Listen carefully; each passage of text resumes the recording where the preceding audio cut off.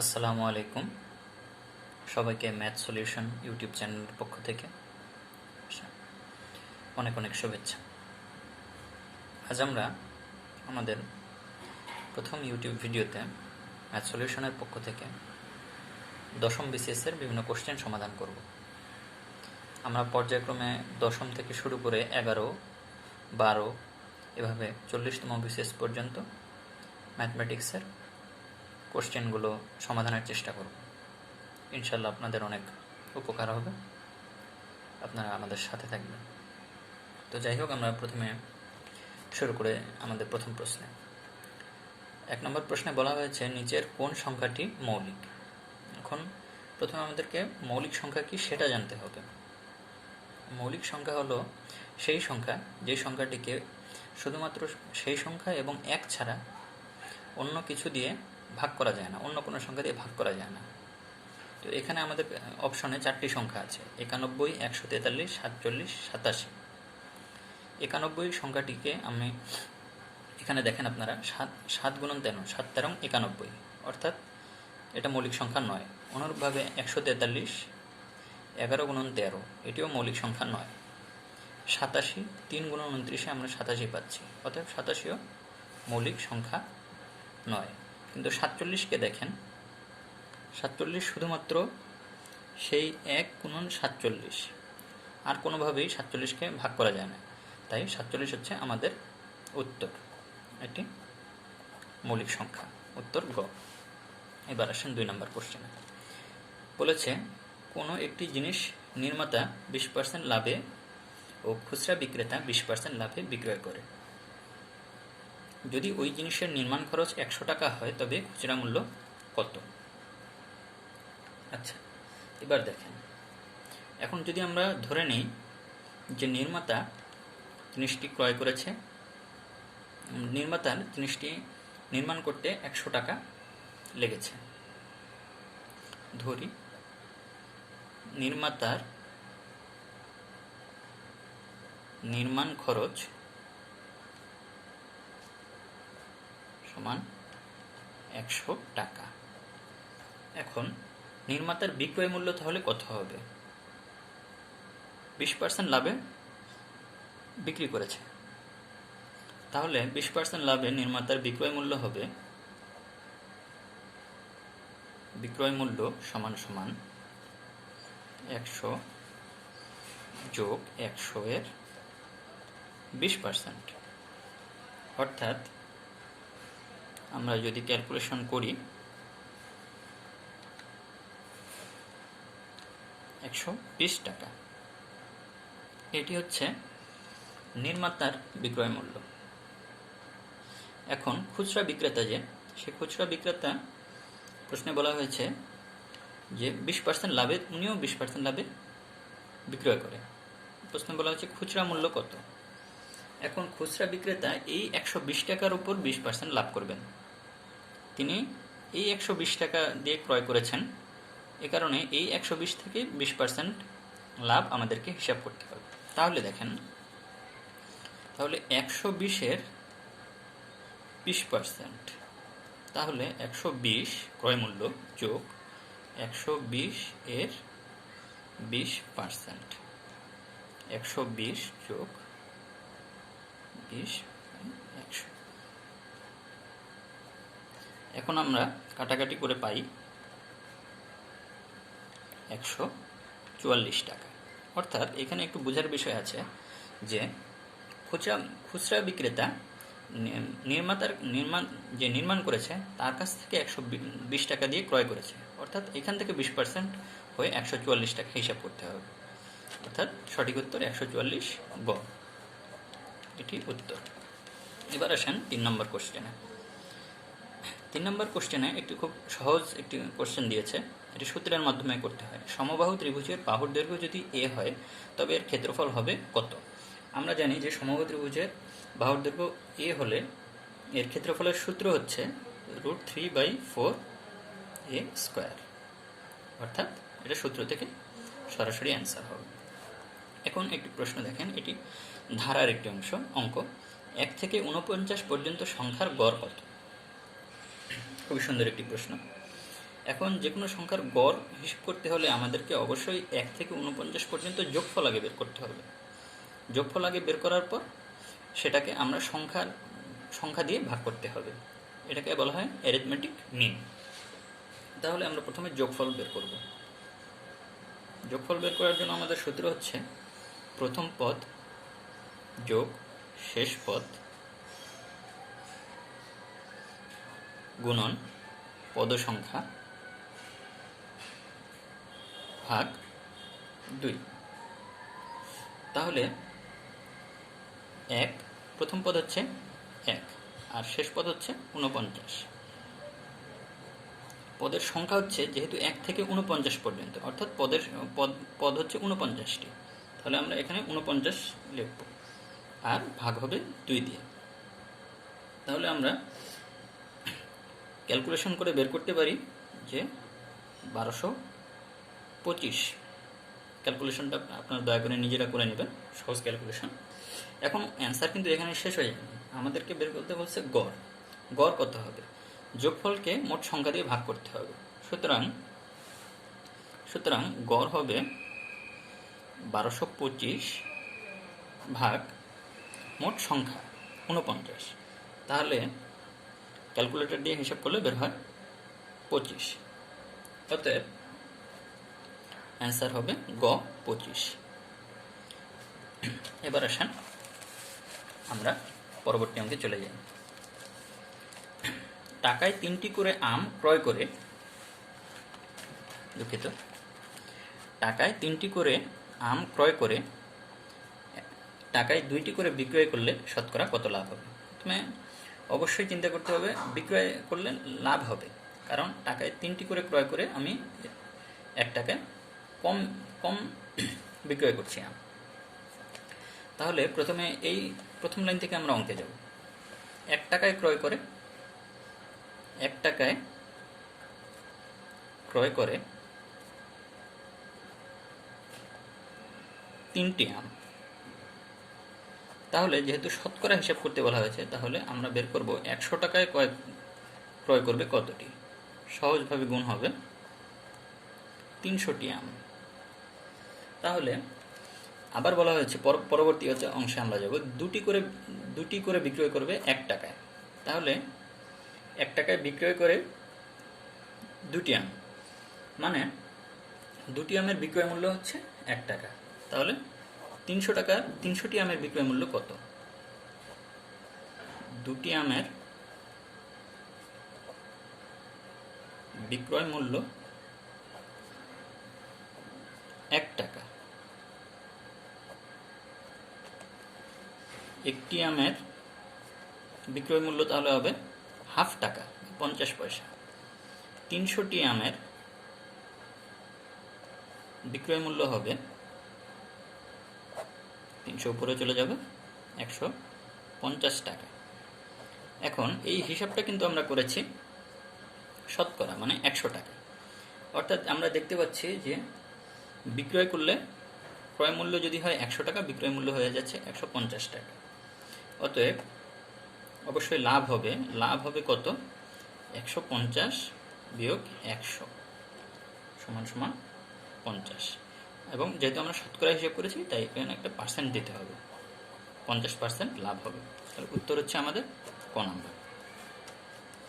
এবার আসেন পরবর্তী অঙ্কে আমরা চলে যাই। এই অঙ্কটা কিছুটা জটিল এবং লিখিতমূলক একটি সমস্যা।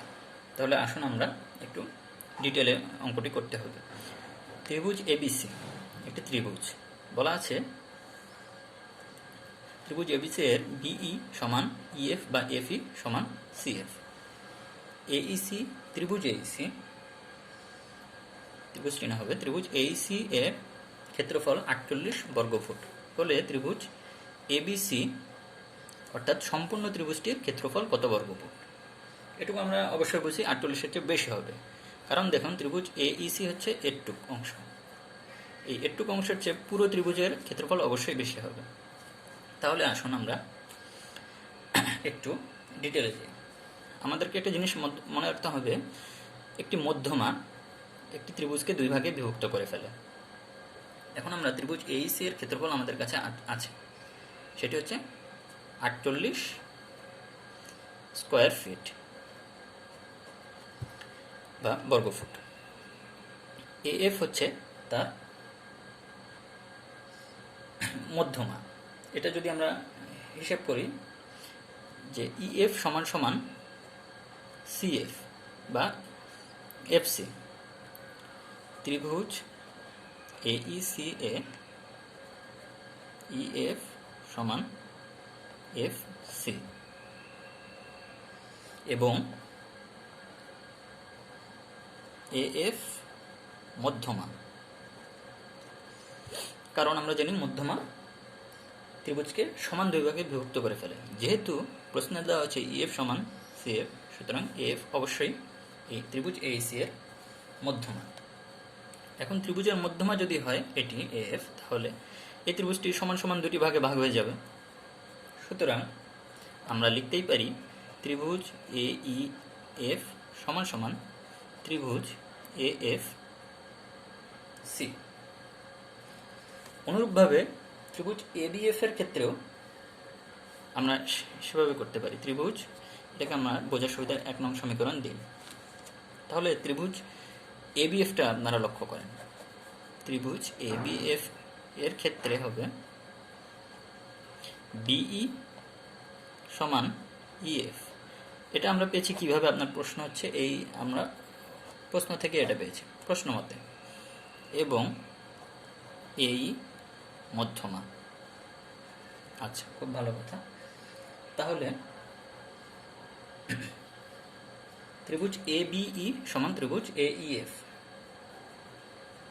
ত্রিভুজ এবিই সমান ত্রিভুজ এইএফ, কারণ মধ্যমা ত্রিভুজকে সমান ভাগে বিভক্ত করে ফেলে। এখন আমরা জানি এই টোটাল ত্রিভুজ এইসি সমান 48 বর্গফুট।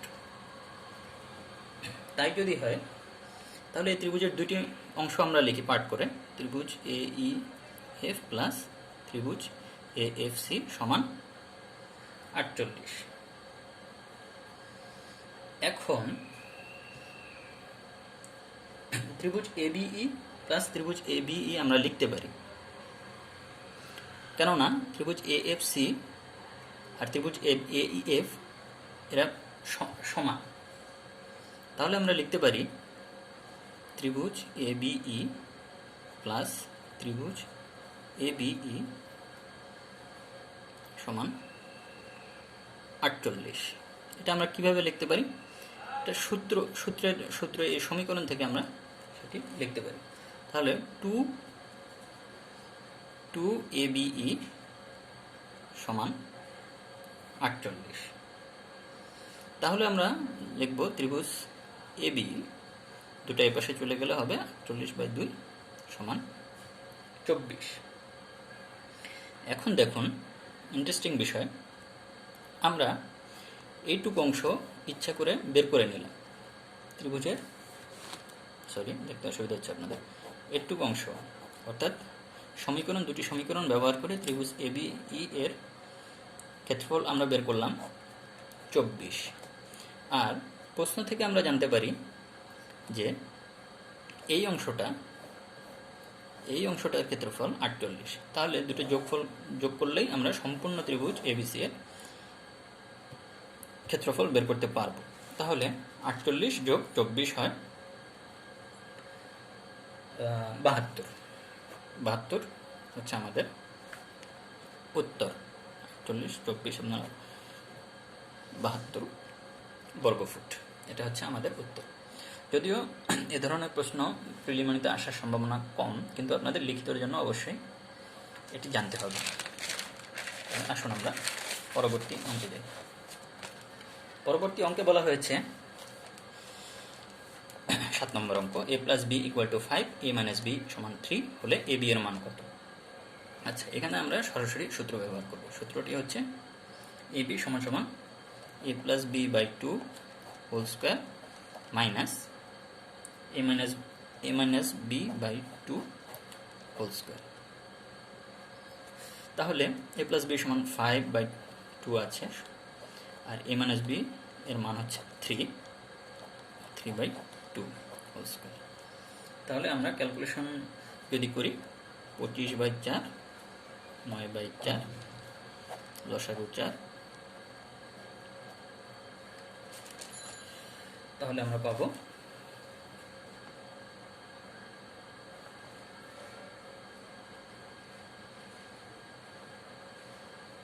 16/4। অতএব এ বি এর মান হচ্ছে 4, সি আনসার। এবার আসুন পরবর্তী অঙ্কে আমরা চলে যাই। এটি একটি পাটিগণিতের অঙ্ক। বলেছে 60 লিটার কেরোসিন ও পেট্রোলের মিশ্রণের অনুপাত 7:3।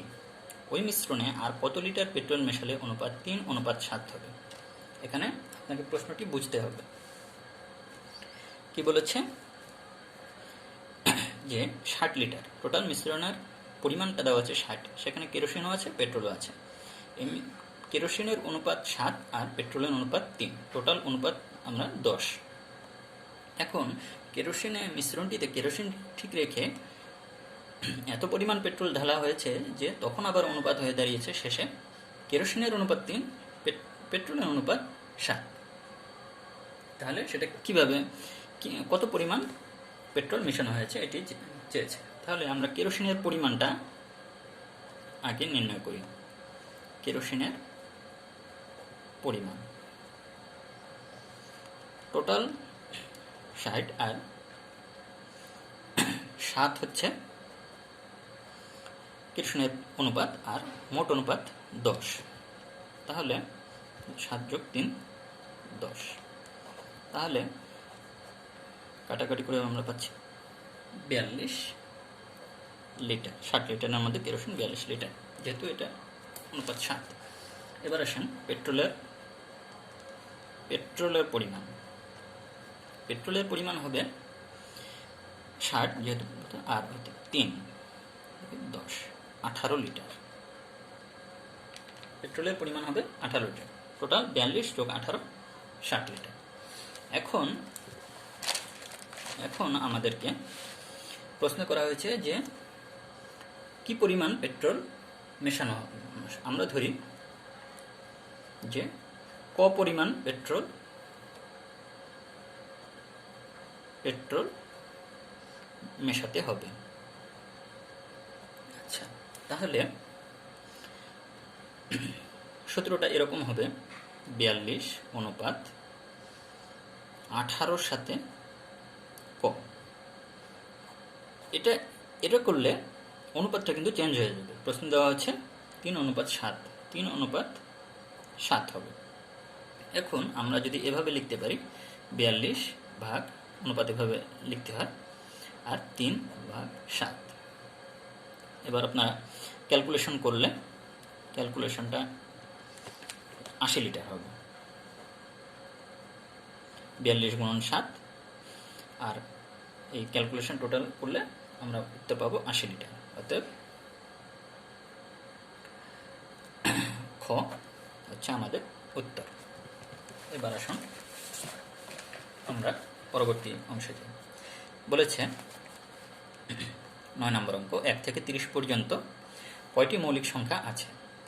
এটা মনে রাখার জন্য আমাদের একটি মোবাইল নম্বরের মতো সূত্র মনে রাখতে হবে। 4422 322 321, 4422 322 321, বা বাংলায় মনে রাখতে পারেন 4422 322 321। 4 হচ্ছে 1 থেকে 10-এর মধ্যে মৌলিক সংখ্যার সংখ্যা, মানে কতটি মৌলিক সংখ্যা আছে। 11 থেকে 20 অনুরূপভাবে 4টি মৌলিক সংখ্যা আছে। 21 থেকে 30 2টি, 31 থেকে 40 2টি, এভাবে 100 পর্যন্ত পরিমাণ করলে যোগফল বের করলে 25টি। এখন বলেছে 1 থেকে 30 পর্যন্ত। তাহলে 1 থেকে 30 পর্যন্ত মৌলিক সংখ্যা আমরা এটুক পর্যন্ত হবে 4 + 4 + 2, 10টি। আমরা যদি হাতেও করি তাহলে এভাবে 1 থেকে 30 আমরা জানি মৌলিক সংখ্যার সংজ্ঞা হচ্ছে যে সেই সংখ্যা এবং এক ভিন্ন অন্য কোনো সংখ্যা দিয়ে সেটাকে ভাগ করা যাবে না। তাহলে মৌলিক সংখ্যা 2, 3, 5, 7, 11, 13, 17, 19, 23, 29। তাহলে 1, 2, 3, 4, 5, 6, 7, 8, 9, 10। অতএব উত্তর 10 গ। এবার আসেন পরবর্তী অংশে 10 নম্বর। দুইটি সংখ্যার গুণফল 1536, সংখ্যা দুইটির লসাগু 96 হলে গসাগু কত? এটার একটি সহজ সূত্র আছে, লসাগু গুণন গসাগু সমান দুটি সংখ্যার গুণফল। তাহলে গসাগু হবে, দুটি সংখ্যার গুণফল দেওয়া আছে 1536 আর লসাগু হচ্ছে আমাদের 96। তাহলে 1536 ভাগ 96 করলে আমরা পাই 16। অতএব অ্যান্সার 16। এবার আসুন একটু ক্রিটিক্যাল অঙ্কের দিকে যাচ্ছে। 0.1 into 0.01 into 0.001 divided by 0.2 into 0.02 into 0.002, এটির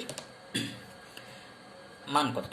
আচ্ছা, এখন দেখেন, আমরা যদি দশমিক উঠাতে চাই নিচে 10 দিয়ে ভাগ করতে হয়। এখানেও যদি দশমিকের পরে মানে দশমিক, এই দশমিক উঠাতে হলে আমাদের এখানে নিচে 100 দিয়ে ভাগ করতে হবে। এটা হচ্ছে দশমিক উঠানোর নিয়ম।